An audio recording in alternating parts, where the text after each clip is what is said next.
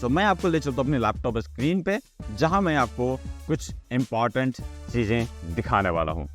Alright, सो मैं आ चुका हूँ biharbhumi.bihar.gov.in। पब्लिक पैनल पे बहुत सारे ऑप्शंस दिए हैं और इस ऑप्शंस में मैं बात करता हूँ दाखिल खारिज की। तो कल तक जो दाखिल खारिज किए जाते थे अब उसका प्रोसेस कुछ अलग था, और आज की डेट में अगर आप ऑनलाइन करने जाएंगे उसका प्रोसेस कुछ बिल्कुल ही अलग है। ठीक है, तो यहाँ पे आप मोबाइल नंबर डालेंगे जो नंबर आपका रजिस्टर्ड है, और अगर आपका मोबाइल नंबर पहले से रजिस्टर्ड नहीं है राजस्व एवं भूमि सुधार विभाग के इस पैनल पे, तो यहाँ से जाके आप रजिस्टर कर सकते हैं। मैंने रजिस्टर किया हुआ है, मैं मोबाइल नंबर एंटर कर चुका हूँ। उसके बाद साइन इन करते हैं। जैसे ही मैं साइन इन पे टैप करूँगा मेरे मोबाइल पे एक OTP आएगा, और यहाँ पे ध्यान देने वाली बात यह है कि कैसे आप आइडेंटिफाई करें कि वही OTP है। इसके लिए यहाँ पे OTP ID दिया हुआ है। दिस इज OTP ID, लेकिन OTP है आपका 6 डिजिट का होगा। ठीक है, तो मैं पहले OTP डाल देता हूँ। सर आप देख सकते हैं मैं OTP ऐड करके मैं नेक्स्ट लेवल पे प्रोसेस हो चुका हूँ। यहाँ प्रोसेस होने के बाद मल्टीपल ऑप्शंस हैं। पहले मैं आज की डेट में बात कर रहा हूँ मैं आपसे दाखिल खारिज की। तो दाखिल खारिज के लिए जब आप आवेदन देने के लिए प्रोसेस करेंगे तो आपको चुनना होगा जिला कि जमीन आपका किस जिला के अंदर है। ठीक है, जमीन मेरा सुपौल जिला के अंदर है और अंचल मेरा छातापुर। ठीक है, और यहाँ पे आप टैप करेंगे नया दाखिल खारिज आवेदन करें। इस पे जैसे टैप करेंगे सबसे पहले आपको फिल करना होगा कि आप आवेदक जो हैं, आप जो आवेदन कर रहे हैं वो आप स्वयं आपने ज़मीन खरीदा है या किसी के लिए आप आवेदन कर रहे हैं, और सो ऑन। तो सबसे पहला ऑप्शन आपको चूज करना है कि आवेदक स्वयं क्रेता है। इट मीन्स कि आपने ही ज़मीन खरीदा है और इसीलिए आप आवेदन करना चाहते हैं। ठीक है, यहाँ एंटर किया, यहाँ अपना नाम एंटर करेंगे, नेम फादर नेम सारा एंटर करेंगे।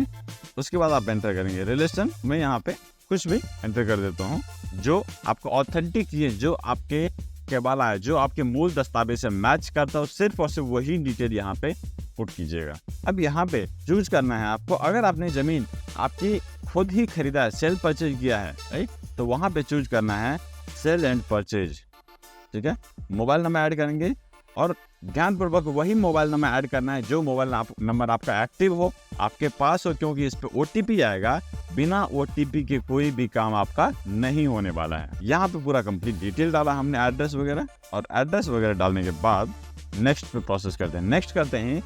अब यहाँ आप देख सकते हैं यहाँ पे ऑप्शन आएगा डीड टाइप, कि डीड आपका रजिस्टर्ड डीड है या दर केबाला है। तो दर केबाला क्या होता है, मिसाल के तौर पर पार्टी A ने जमीन बेचा पार्टी B को, लेकिन पार्टी A ने भी अपना दाखिल खारिज नहीं करवाया था और पार्टी B को बेच दिया, और पार्टी किसी XYZ आदमी के नाम से जमाबंदी चल रही थी। उस केस में पार्टी A और पार्टी B दोनों का केबाला मर्ज करके आप दीजिए, ताकि आपकी दाखिल खारिज स्वीकृत होने के चांस बढ़ जाएंगे। यहाँ लिखना है डीड नंबर। तो मैं आपको कुछ केबाला का सैंपल दिखा रहा हूँ और उसी केबाला का डिटेल हम यहाँ पे ऐड करेंगे। तो पहले हमें क्या करना है, ये रहे पार्टी जो जिनके नाम से जमीन है वो ये रहे। ठीक है, और जिन्होंने खरीदा है इनके नाम से ये है। और इनसे पहले केबाला जब आप पढ़ रहे हैं तो केबाला को पलटाएं, केबाला को उल्टाइए, नेक्स्ट पेज पे आएंगे, 1-2 पेज आप पलटाएंगे तो उसमें जमीन का डिटेल से पहले आपको जमाबंदी दिया होगा कि किस जमाबंदी से आपका केबाला खारिज होगा।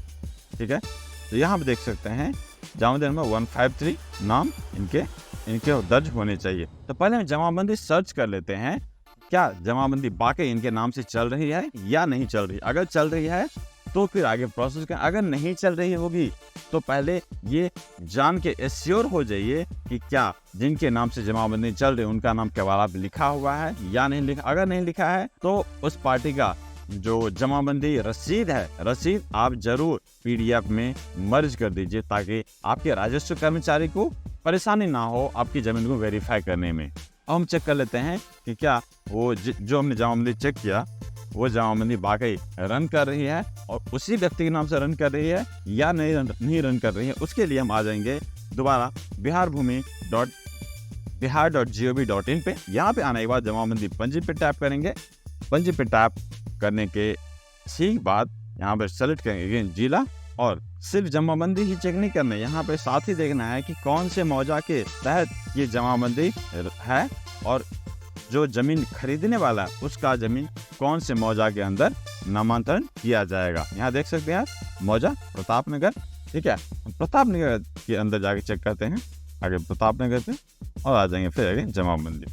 हो सकता है जमींदार के जिस नाम को आप खोजे, हो सकता है नेम में कुछ मिसमैच हो, तो नाम का मिसमैच चल सकता है, लेकिन जमाबंदी में डिटेल होने चाहिए। जमाबंदी वही खाता खसरा होना चाहिए जिस खाता खसरा जमीन आपको प्राप्त होना है, ठीक है। तो यहाँ देख सकते हैं 153, और उसके बाद हम आ जाएंगे डायरेक्टली जमाबंदी की जमीन का विवरण के ऊपर। हमें जमीन चाहिए 404 से 404 में जमीन अवेलेबल है।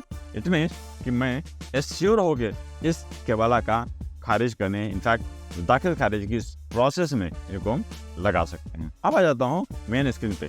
अब यहाँ पे डीड नंबर डालना है। डीड नंबर कौन सा हो सकता है? डीड नंबर जब भी कोई भी केवाला देखते हैं, केवाला के सबसे राइट साइड में top of the screen, in fact जो सबसे ऊपर वाला हिस्सा है उसके दाहिने साइड में कुछ नंबर्स लिखे होंगे। अगर पुराना केवाला है तो यहाँ पे नंबर लिखा गया होगा, और नए केवाला में यहाँ पे नंबर लिखे जाते हैं। लेकिन नए केवाला में यहाँ पे नंबर लिखे जाने के साथ साथ नंबर यहाँ भी लिखा जाता है, देख सकते हैं 137 यहाँ पे ऐड करेंगे हम। और अगेन हम यहाँ पे लिख लेते हैं डेट 1/1/2000, यहाँ देखते हैं 9/1/2000। जमीन कितने में खरीदा गया, कितना क्या अमाउंट था जमीन का अमाउंट यहाँ सेकंड पेज पे मिल जाएगा आपको। और रजिस्टर्ड ऑफिस कौन था, कहाँ पे रजिस्ट्री हुई, उसकी डिटेल ब्यौरा भी आपको केवाला के अंदर ही प्राप्त हो जाएगा। यहाँ देख सकते हैं रजिस्टर्ड ऑफिस त्रिवेणी वेस्ट। अब बात आती है कि जमीन अगर आपका पूर्व में 90 दिन से पूर्व में खरीदा गया तो यहाँ पे आपको जवाब देना पड़ेगा। तो जवाब में आप क्या लिख सकते हैं, ठीक है। यहाँ देख सकते हैं निबंधन कार्यालय में केवाला प्राप्त होने में देरी हुई, इसके बाद किसी कारणवश केवाला खो गया जिस कारण से दाखिल खारिज की प्रक्रिया पूरी करने में देरी हुई, ठीक है, कोई देरी। अब यहाँ पे आपका जो रीजन है, हो सकता है आपका कारण कुछ और हो, तो वहाँ वो कारण संक्षिप्त विवरण 100 वर्ड में यहाँ पे ऐड करना मैंडेट है, अगर आपका 90 डेज से पूर्व में आपने केवाला खरीदा है, ठीक है। अब यहाँ पे नेक्स्ट कर देंगे। नेक्स्ट जैसे करते हैं आप, यहाँ पे अगेन बायर का इन्फॉर्मेशन ऐड करेंगे। जमीन किन्होंने खरीदा है, तो बायर वो हुए जिनका नाम लेख्यधारी में लिखा जाता है। यहाँ चाहे तो आप हिंदी या फिर इंग्लिश में लिख सकते हैं। यहाँ कास्ट के जगह पे आप NA या कास्ट अगर सेलेक्ट हो जाता है आपको दे दीजिए। यहाँ जेंडर सेलेक्ट करेंगे, अगेन फिर वही मोबाइल नंबर डालना है जो हमने स्टार्टिंग में दिया था, और आधार नंबर भी पार्टी का डालना है। अभी फिलहाल में हमारे पास आधार नंबर नहीं है, तो हम यहाँ पे कुछ भी एंटर करके आगे बढ़ जाते हैं। 999 करके आगे बढ़ गया हमने, और सेव करेंगे, नेक्स्ट करेंगे। नेक्स्ट करते हैं, अब डालेंगे सेलर का इन्फॉर्मेशन कि जमीन किन्होंने किस आदमी ने जमीन बेचा है। यहाँ पे अगेन मोबाइल नंबर डालना है। मोबाइल में यहाँ पे आप डाल सकते सेलर का मोबाइल नंबर, अगर मोबाइल नंबर नहीं है कुछ भी। द इम्पॉर्टेंट मोबाइल नंबर वही है जो बायर के अंदर ऐड किए जाएंगे, ठीक है। इन्फॉर्मेशन ऐड किया। अब यहाँ पे अगर बेचने वाले की संख्या ज़्यादा होगी तो यहाँ पे आप ऐड न्यू कर सकते हैं, ठीक है। और बेचने वाले की संख्या अगर 1 होगी तो सिर्फ यहाँ पे 1 ही एंट्री ऐड करनी है। सेम गोइंग फॉर बायर, अगर खरीदने वाला 1 से अधिक होगा तो यहाँ पे आप ऐड करेंगे, ऐड न्यू रो करेंगे, और उनकी इन्फॉर्मेशन भी सिमिलरली ऐड कर देंगे। अब बढ़ते हैं अगले पेज पे, सेव नेक्स्ट किए। अगर हमने सेव नेक्स्ट किया, अब यहाँ पर ऐड करना है प्लॉट का ब्यौरा। लेकिन उससे पहले आपको चूज करना है पंचायत हल्का। हल्का का मतलब कि आपका पंचायत कौन सा है, तो हमारा रामपुर पंचायत है, और हम आ गए अपने मौजा पे, जहाँ जिस मौजा के अंतर्गत जमीन मुझे प्राप्त होना चाहिए। अब आ जाए खाता खसरा का ब्यौरा ऐड करने में। तो ध्यान रहे कि यहाँ पे पुराना खाता खसरा ही डालें, क्योंकि पिछले बार जब नया खसरा यहाँ पे एंटर किया जाता है, किसी भी केवाला में होगा नया खसरा वो खसरा है जो चकबंदी के द्वारा प्राप्त हुआ था। और चकबंदी बिहार के बहुत सारे जिले, बहुत सारे डिस्ट्रिक्ट में चकबंदी जो सर्वे हुआ था उस 1959-60 के बिटवीन में, वो फाइनल नहीं हुआ था। इसीलिए वो खसरा या वो खाता ना डालें। यहाँ पे जो खाता खसरा दिया गया वही खाता खसरा आपको इनपुट करना है उसमें। और हिंदी इंग्लिश का जरूर ध्यान रखें, क्योंकि इंग्लिश में ही लिखना है आपको, हिंदी में नहीं लिखना है। और जमीन कितना है इनका, अब यहाँ पे डालेंगे 14। अगेन अब यहाँ पे अगर प्लॉट की संख्या ज्यादा होगी तो अगेन दोबारा वहाँ पे ऐड न्यू रो करेंगे और दोबारा नया प्लॉट वहाँ पे हम उसका ऐड कर देंगे। और यहाँ पे पीडीएफ जो आपने बना रखे है उस पीडीएफ को अपलोड करना है, उससे पहले आप कैप्चा ऐड करेंगे। और हमने पीडीएफ ऑलरेडी बना रखा है और पीडीएफ 2 MB से कम होना चाहिए। अपलोड कर दिया। अब अपलोड करने के बाद आप वहाँ पे डिटेल देख सकते हैं, जो आपने डिटेल अपलोड की है क्या वो डिटेल आपके डॉक्यूमेंट से मैच कर रहा है या नहीं कर रहा है। उसके लिए वेरीफाई नंबर पे टैप किया।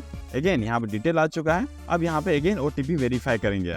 ओटीपी दोबारा हमारे मोबाइल नंबर पे पहुंच चुका है। यहाँ पे ओटीपी लेके दोबारा आपसे प्रोसेस आगे बताता हूँ। यहाँ जैसे ओटीपी कंफर्म किया तो यहाँ देख सकते हैं जहाँ जो रेड आइकन था वो यहाँ पे क्लिक होके चेंज होके अपने आप स्टेटस वेरीफाई हो चुका है। वेरीफाई होने के बाद प्रीव्यू में सबमिट करेंगे। यहाँ प्रीव्यू में सबमिट करेंगे और यहाँ पर डिटेल आप मैच कर सकते हैं। यहाँ तो हमने डिटेल जो है रैंडमली डाला था, लेकिन आपको वही डिटेल डालने हैं आवेदक ने जो जिन्होंने जमीन खरीदा है। अगर आप एक ऑनलाइन सेंटर रन करते हैं, इस प्रोसेस से अगर आप दाखिल खारिज करते हैं तो आपके दाखिल खारिज होने की स्वीकृति के चांस बढ़ जाएंगे। सारा डिटेल वेरीफाई कर लिया आपने और सारा डिटेल वेरीफाई करने के बाद फाइनल सबमिट करेंगे।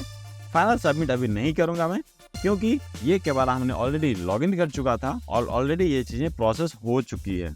ठीक है, अब इसके बाद आपको दोबारा एक ओटीपी आएगा। दोबारा ओटीपी के माध्यम से वेरीफाई करेंगे और आपको केस ये डीड नंबर का केस जनरेट हो जाएगा। और जिस तरह से ये हमारा केस पहले ही लॉगिन हमने किया हुआ था और इनका दाखिल खारिज स्वीकृत हो चुका है। तो ये रहा आपको दाखिल खारिज करने का एक नया प्रोसेस। अब ध्यान रहे कि जब आप दाखिल खारिज के प्रोसेस में जा रहे हैं तो आपका पेपर बिल्कुल टू टच होना चाहिए, अन्यथा दिक्कतें हो सकती है। अगर आपका जमाबंदी का ब्यौरा ऑनलाइन अवेलेबल नहीं है तो पहले परिमार्जन प्रोसेस में जाइए, फिर जाके आप केबाला को ऑनलाइन कीजिए, अन्यथा दिक्कतें हो सकती है। क्योंकि बहुत सारे डिस्ट्रिक्ट के बहुत सारे जिला और ब्लॉक के अंदर जो रिकॉर्ड सीईओ को हैंडओवर हो चुका है और उस केस में आपके राजस्व कर्मचारी पहला प्रेफरेंस देते हैं आपके ऑनलाइन पंजी का। ऑनलाइन पंजी में अगर सब कुछ ठीक है तो आपके काम के प्रोसेस जो है इजी हो जाता है। अगर आपका ऑनलाइन पंजी में गड़बड़ी है तो पहले ऑनलाइन पंजी को सुधारा जाएगा, पहले परिमार्जन करवाइए, उसके बाद जाके आप आगे दाखिल खारिज की प्रक्रिया में जा सकते। ये वो कंप्लीट प्रोसेस। जब आपका केस लॉगिन हो जाएगा, लॉगिन होने के बाद आपको चेक करना है कि क्या आपका केस कौन से स्टेटस तक पहुंचा है। उसके लिए उसको चेक करने अगेन आप आएंगे biharbhumi.bihar.gov.in पे और वहाँ पे यहाँ चेक कर सेकंड टैब है दाखिल खारिज आवेदन स्थिति चेक करें। अगेन आप यहाँ डालेंगे अपना डिस्ट्रिक्ट और अंचल का नाम और उसका वित्तीय वर्ष कौन से ईयर में आपने ऑनलाइन किया था। तो हमने इसका ऑनलाइन किया था। यहाँ केस नंबर डायल कर सकते हैं। केस नंबर ऐड करते हैं। अब यहाँ सर्च करेंगे तो आपको आपके केस का स्टेटस दिख जाएगा कि क्या ये केस स्वीकृत हुआ है या अस्वीकृत हुआ है, ऑब्जेक्शन में किस पोजीशन में, ये सारा ब्यौरा आपको दे दिया जाएगा। फिर यहाँ देख सकते हैं ये केस हमारा जनरेट हो चुका है। इनफैक्ट ये दाखिल खारिज स्वीकृत कर दिया गया था। ये कंप्लीट प्रोसेस। और चैनल को सब्सक्राइब जरूर कीजिए अगर आप हमारे चैनल पर नए हैं, और अगर आप हमारे चैनल पे पुनः वापस आए हैं तो उसके लिए आपका कोटि कोटि धन्यवाद। जरूर शेयर कीजिए अपने दोस्तों के साथ और मैं इसी तरह की भूमि संबंधित जमीन संबंधित वीडियो में अपलोड करते रहता हूँ। और वीडियो को कंप्लीट देखिए, डिटेल समझिए और उसके हिसाब से आप डिसीजन लीजिए। मैं मिलता हूँ आपसे अनदर वीडियो में, तब तक के लिए अपना ख्याल रखें। Have a nice day and take care.